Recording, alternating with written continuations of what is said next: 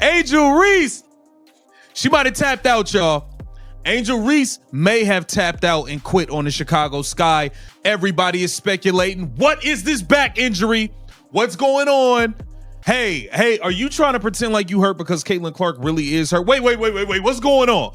What's going on, man? What if Angel Reese's shocking injury wasn't an accident at all, but the most brilliant marketing move in WNBA history? When she went down during that game, the medical reports were suspiciously vague, the timeline mysteriously unclear, and the timing absolutely perfect for a struggling Reebok partnership that desperately needed a sympathy storyline. Angel Reese's injury news was a surprise for WNBA fans, but almost immediately, the story started to feel bigger than basketball. Was this a genuine setback for the rising Chicago Sky rookie, or something more strategic? The timing couldn't have been more suspicious. It landed right as her Reebok partnership was under fire for disappointing sales. I think Angel Reese, and I'm saying this with my chest out, I think she's quit on the Chicago Sky. She's been claiming a back injury basically since the All-Star break.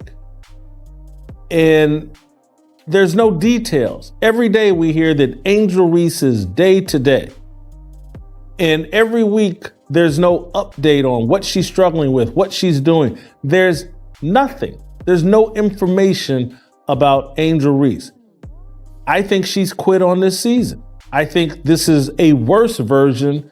While some saw this as simply bad luck, others couldn't shake the feeling that this was a perfectly orchestrated moment designed to generate sympathy and redirect attention back to Reese's struggling brand. That's exactly why this story has fans divided and conversations heated across the league. Today, we're diving deep into what really happened, what people are saying, and where the truth might actually lie. Here's what we know for certain. During a game, Reese appeared shaken up, left the court, and was later listed as day-to-day on the injury report. The WNBA's official announcement was frustratingly vague, just mentioning soreness and the need for further evaluation. No clear diagnosis, no timeline, no details. Everybody is ablaze right now.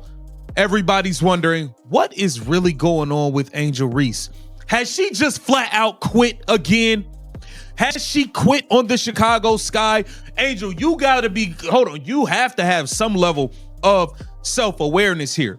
But that's not all. The WNBA usually doesn't play coy with injury reports, especially when it involves rookies who are selling tickets and driving viewership. This unusual silence immediately had fans scratching their heads. Without transparency, people started filling in the blanks themselves. Was this just a minor knock being treated with extreme caution, or was something else going on behind the scenes? The lack of information became fertile ground for theories to take root, and it didn't take long for people to start connecting this mysterious injury to Reebok's recent struggles with Reese's marketing campaign. Twitter, Instagram, and WNBA forums lit up almost instantly. Fans demanded answers about Reese's condition, and many pointed out how strange the whole situation felt. The WNBA typically releases injury details quickly, especially for star rookies. This delay felt calculated, almost scripted. If you're enjoying this content, don't forget to hit that subscribe button so you never miss out. Look, bruh, you gotta remember, she quit in Unrivaled. She just stopped playing in Unrivaled. Said she was hurt, didn't show up for the championship game, didn't even show up and watch. Last season, she claimed her wrist was messed up, didn't finish playing in none of the games. Now, this year, she's saying this season, it's her back. It looked like she's not finishing playing in none of the games. The Sky needs you. The Chicago Sky, you guys are the gum on the bottom of the shoe of the league. They need Angel Reese to play in games. Angel, where you at? Where are you at, Angel? This is nuts. It gets worse. The whispers started getting louder. Some fans began suggesting that the vague updates weren't about medical caution. They were about creating buzz. Think about it. Mysterious injury, no timeline, constant speculation. It's exactly the kind of sustained media attention that Reese's brand desperately needed during a rough patch. While nobody could prove anything, the theory gained momentum. People started wondering if holding back medical information was actually a clever PR move designed to keep Angel Reese trending when her endorsement deals were struggling. Let's talk numbers. Reese's partnership with Reebok is one of the biggest endorsement deals any WNBA rookie has ever landed. She was positioned as the face of their comeback strategy, complete with her own signature shoe and major marketing campaigns. But here's the problem. Despite all the hype, the sales reports and social media buzz told a different story. Her sneakers just weren't moving like Reebok had hoped. So when this injury news broke, some people couldn't help but notice the timing. Here's a company with a struggling campaign and a rookie whose brand needed a reset. Suddenly, there's a health scare that repositions Reese as a fighter overcoming adversity rather than an underperforming endorsement deal. Using her back as an excuse to sit out because she doesn't really care about basketball. I think she looks over at Caitlin Clark and says, hey, Caitlin Clark is out with a legitimate injury. I proved my point before the All-Star game when I went on a 10-game run trying to justify being on the All-Star team. When that first ballot came out, when the first voting results came out about the All-Star game and I was 13th, holy cow, Angel Reese panicked, started playing hard, tried to put up some stats to justify being on the All-Star team, did that. And now she said, hey, the Chicago Sky sucked this year. Peace out. It gets crazier. There's no smoking gun proving this was orchestrated, but the coincidence has people talking. Could this injury actually be a strategic pivot designed to generate the sympathy and support that her brand was missing? It sounds cynical, but in today's sports marketing world, stranger things have happened. Meanwhile, Caitlin Clark was breaking records without any drama whatsoever. Her presence with the Indiana Fever shattered attendance records, boosted TV ratings, and drove massive merchandise sales. While Reese's marketing strategy seemed to thrive on controversy, Clark was building authentic star power through pure performance. The contrast couldn't have been starker, and it wasn't lost on fans or marketing executives. The reason this is happening, some believe Reebok was getting desperate to keep Reese relevant in a league where Clark's popularity was exploding week after week. If Clark represented the organic, talent-driven star, then Reese was increasingly seen as the manufactured rival who needed constant controversy to stay in headlines. When you look at it that way, a well-timed injury adds another compelling chapter to their rivalry. Even if the injury itself remains questionable, it keeps the narrative alive and Reese's name in conversations dominated by Clark's success. Angel Reese has never shied away from the spotlight or controversy. She's clashed with media, embraced her trash-talking reputation, and built a brand around being unapologetically confident. Some fans love that edge. Others see it as manufactured arrogance. But either way, it's made her a polarizing figure. That reputation works against her in situations like this. When you've built a brand around being controversial, people are naturally more suspicious when convenient storylines emerge. She identified once they lost Vandersloot, their point guard, early in the year, and once they started getting their brains beat in, hey, we're not going to win anything this year. I'm not putting these L's on my resume. I'm going to have an excuse for the Chicago Sky potentially coming in with the worst or second worst record in the WNBA. These losses will not be on my resume.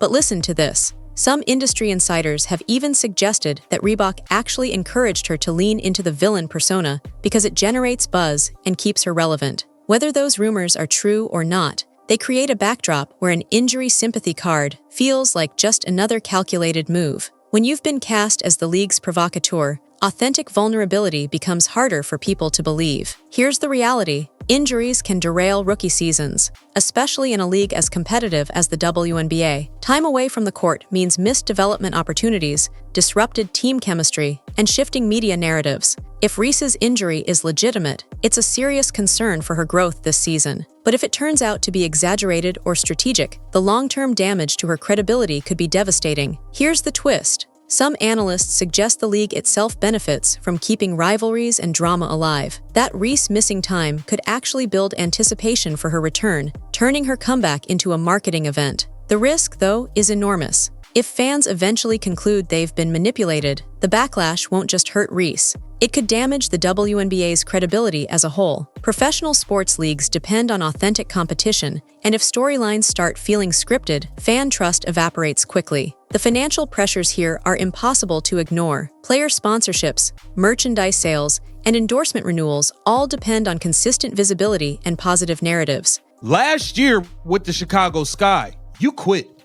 You quit. You threw in the towel.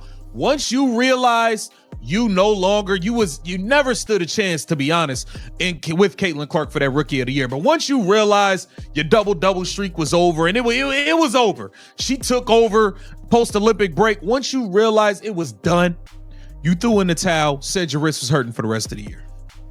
You threw in the towel and said your wrist was hurting for the rest of the year and didn't play again.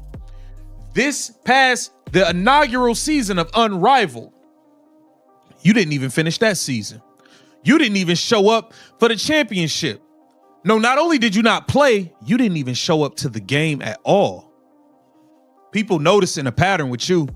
That's 2 seasons in a row. Reebok has invested heavily in Angel Reese and needs her story to connect with consumers. A comeback narrative could provide exactly the emotional hook they've been missing. Industry whispers suggest this might be less about actual health concerns and more about crafting a marketable storyline. Here's what's really happening. If that's true, then this injury isn't just a physical setback, it's a branding opportunity. The timing with Reebok's struggles, the vague medical reports, the sustained media attention, it all adds up to what some are calling sympathy marketing. While nothing's been proven, the financial incentives make these theories hard to dismiss. In an era where athlete brands are worth millions, the line between genuine adversity and manufactured drama gets blurrier every year. The split among WNBA fans has been intense and revealing. Reese's defenders argue that athletes deal with injuries constantly and deserve privacy about their health. They point out that critics are twisting her struggles into negativity simply because of her reputation and past controversies.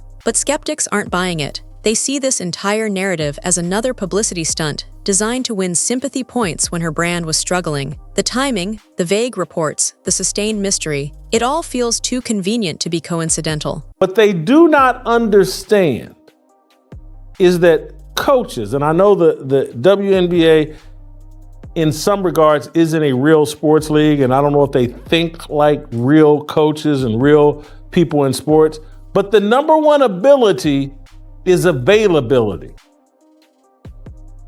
If you're not available, you have no value. Wait, there's more. A viral theory even suggested the injury was timed to coincide with an upcoming Reebok product release, sparking heated debates about whether the whole situation was manufactured. While there's no concrete proof, the theory gained traction because it fit perfectly with existing frustrations about Reese's marketing strategy. The division itself has become part of the story, keeping her name trending even when she's sitting on the bench. In a twisted way, the controversy has achieved exactly what struggling brands dream of: sustained, passionate engagement from fans. At the end of the day, we're left with a story that's much bigger than basketball. Angel Reese's injury might be completely legitimate, but the lack of transparency and the suspiciously perfect timing with her Reebok struggles ensure that questions will linger. What's undeniable is that this situation has kept her at the center of WNBA conversations, exactly where both Reebok and the league want their investments to be. The real test is whether this strategy pays off long-term. Will the sympathy narrative give Reese and her brand the boost they desperately need, or will it backfire and permanently damage her credibility with fans? Either way, this story has already proven one thing. In today's WNBA, success isn't just measured in points and rebounds. It's about headlines, perception, branding, and the complex battles being fought both on and off the court. And in that game, Angel Reese, injured or not, remains one of the most fascinating players to watch.